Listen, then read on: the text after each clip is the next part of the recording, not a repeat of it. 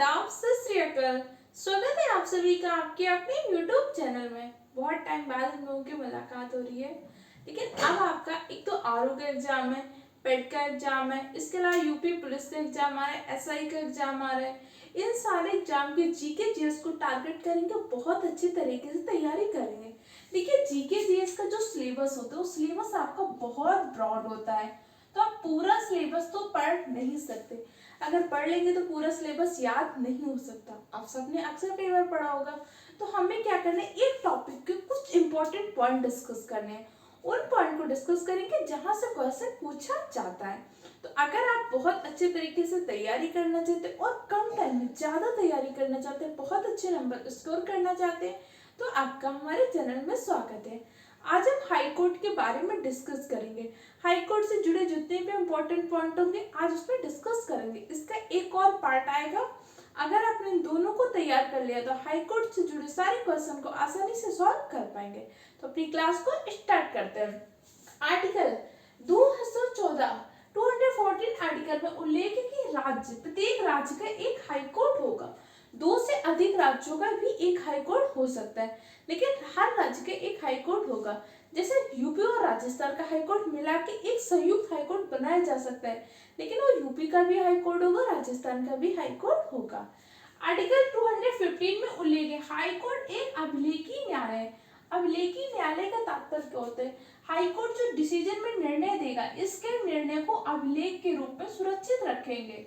और नीचे के जो अधीनस्थ न्यायालय है, इसके निर्णय को एक अच्छा प्रूफ साबित कर सकते हैं। जैसे आपका सुप्रीम कोर्ट का उल्लेख इसमें आर्टिकल 124 में सुप्रीम कोर्ट का उल्लेख है। 129 में 129 में उल्लेख है आपको सुप्रीम कोर्ट अभिलेखी न्यायालय। आपको आर्टिकल बहुत अच्छे से रटे होने चाहिए। जब तक आपको बहुत अच्छे तरीके से आर्टिकल नहीं आते होंगे, पॉलिटी में क्वेश्चन आसानी से सॉल्व नहीं हो पाएंगे। तो आर्टिकल के मैंने बहुत सारे शॉर्ट्स में वीडियो डाले, उनको जरूर देख लीजिएगा और हर हाल में रटना है। जो जीके की 1 मिनट सीरीज चल रही है, जो शॉर्ट्स में वीडियो आ रहे हैं, उन्हें आपको जरूर से जरूर रटना है। अभी देखिए, बीच में मेरे कुछ एग्जाम से मे बी उनमें मेरा पॉजिटिव सिलेक्शन भी हो जाएगा, कुछ एग्जाम से, इसलिए मैं बिजी थी, लेकिन मैं आप सबको जीके जीएस की तैयारी करवा दूंगी। और मैंने आपको बताया था कि मेरा आरओ का प्री क्वालिफाई हो गया था, लेकिन फाइनली मेंस नहीं हो पाया। लेकिन कोई बात नहीं, फिर से मेहनत करेंगे। इस बार आरओ की वैकेंसी आ रही है, उसमें जी जान से लगेंगे और हर हाल में सिलेक्ट होना है। मैंने क्या गलतियां की थी, क्या गलतियां आपको नहीं करनी। अगर आप आरओ की तैयारी कर रहे हैं तो क्या गलतियां नहीं करनी, मेरी गलतियों से आप सीख सकते हैं। उसका एक वीडियो चैनल में, उसको चाहें तो देख सकते हैं, ठीक है। बहुत सारे आप सबके डाउट, इन सारे डाउट्स को मैं धीरे धीरे डिस्कस करूंगी। आगे देखते हैं। सबसे पहले 217 आर्टिकल में हाई कोर्ट के जज की नियुक्ति का उल्लेख है। हाई कोर्ट के जज की नियुक्ति कौन करता है? आपका राष्ट्रपति। राष्ट्रपति क्या करता है? हाई कोर्ट के जज की नियुक्ति करता है। लेकिन हाई कोर्ट के जज को हटाने का अधिकार किसमें है? हाई कोर्ट के जज को हटाने का प्रावधान संविधान में उल्लेख नहीं है, लेकिन हाई कोर्ट के जज को हटाने का अधिकार आपके संसद के पास है। अब अगर राष्ट्रपति ने इनकी नियुक्ति की है, तो हाई कोर्ट का जज अगर अपना त्यागपत्र देना चाहेगा तो किसको देगा? हाई कोर्ट का जज अपना त्यागपत्र किसको देगा? राष्ट्रपति को देगा। अब इसके वेतन भत्ते से क्वेश्चन पूछता है। हाई कोर्ट का जो जज होता है, इसको वेतन कौन देता है? तो हाई कोर्ट के जो वेतन होता है, वेतन आपको राज्य देता है, राज्य की संचित निधि देता है। जबकि इसको जो पेंशन होगी, पेंशन कौन देगा? पेंशन देगा आपकी केंद्र की संचित निधि। इस पॉइंट को ध्यान रखिएगा। वेतन राज्य देगा, लेकिन पेंशन कौन देगा? केंद्र की संचित निधि देगा। देखिए, जैसे आप मान लीजिए कोई व्यक्ति हाई कोर्ट में जज बना, पहले वो यूपी हाई कोर्ट में उसने 5 साल काम किया, फिर उसका ट्रांसफर हो गया, फिर राजस्थान हाई कोर्ट चला गया, फिर उसका ट्रांसफर हो गया, वो तेलंगाना हाई कोर्ट चला गया। जब वो रिटायर्ड हुआ, तो रिटायर्ड हुआ आपका गुवाहाटी हाई कोर्ट से। अब बात है उसकी पेंशन की। गुवाहाटी हाई कोर्ट कह रहा है कि भाई हम पेंशन आपको नहीं देंगे, आप तो मेरे यहाँ पे कहाँ से आए थे? तेलंगाना हाई कोर्ट से आए थे। वो कहेगा नहीं, आप तो बिहार हाई कोर्ट से आए थे।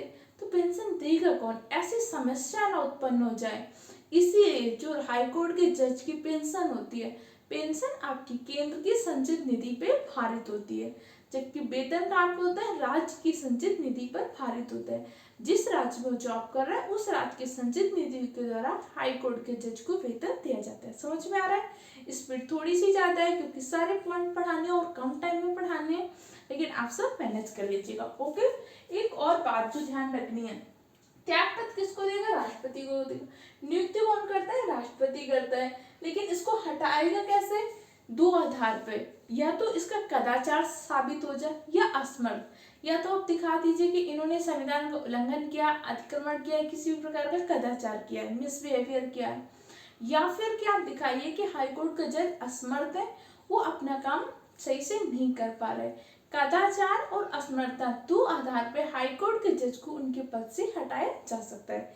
इतने पॉइंट समझ में आ गए? अभी हमने क्या पढ़ा उसको एक शॉर्ट पे रिवाइज कर लेते हैं। 214 आर्टिकल में उल्लेख है कि हाईकोर्ट का क्या एक हाईकोर्ट होगा, प्रत्येक राज्य का एक हाईकोर्ट होगा, दो से अधिक राज्यों का एक संयुक्त हाईकोर्ट भी हो सकता है।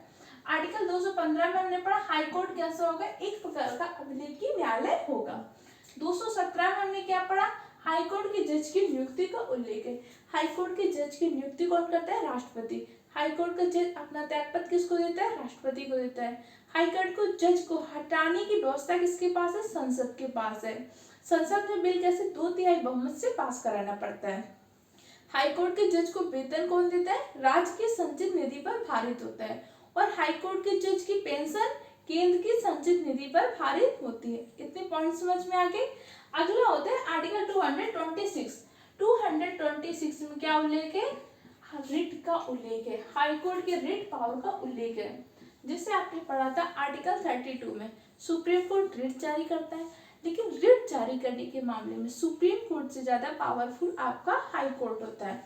हाई कोर्ट कितनी रिट जारी करता है? हाई कोर्ट आपके 6 रिट जारी करता है, जबकि सुप्रीम कोर्ट आर्टिकल 32 के द्वारा कितनी रिट जारी करता है? सुप्रीम कोर्ट 5 प्रकार की रिट जारी करता है।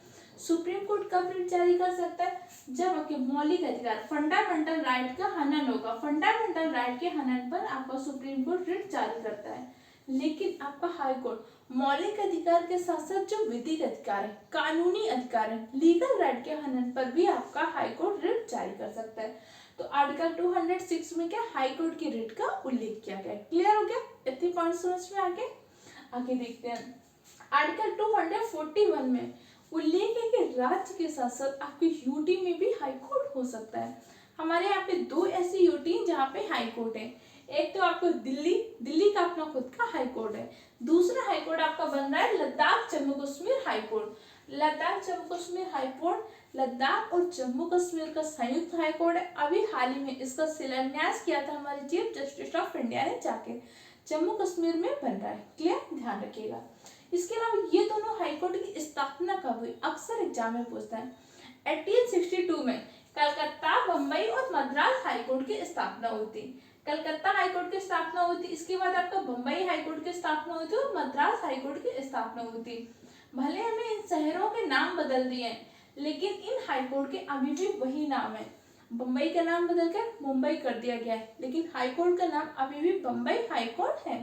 मद्रास हाईकोर्ट का नाम भी मद्रास हाईकोर्ट है, जबकि मद्रास शहर का नाम बदलकर चेन्नई कर दिया।